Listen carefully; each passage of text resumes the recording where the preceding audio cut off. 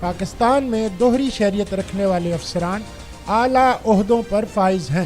پاکستان میں دوہری شہریت رکھنے والے افسران کی تعداد 22,380 ہے، جن میں سے 1100 کا تعلق پولیس اور بیوروکریسی سے ہے۔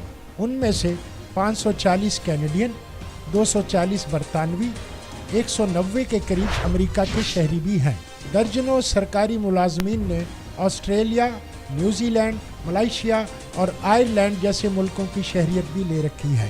110 سرکاری افسران اہم حکومتی عہدوں پر فائز ہیں۔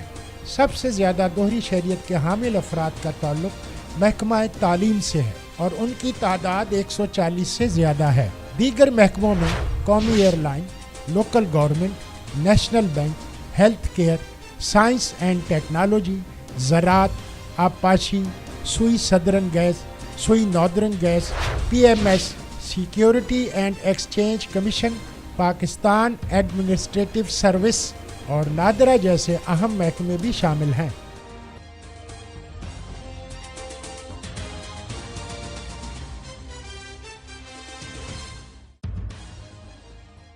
آپ دیکھ رہے ہیں تجارت نیوز، بہتر اپنا حل۔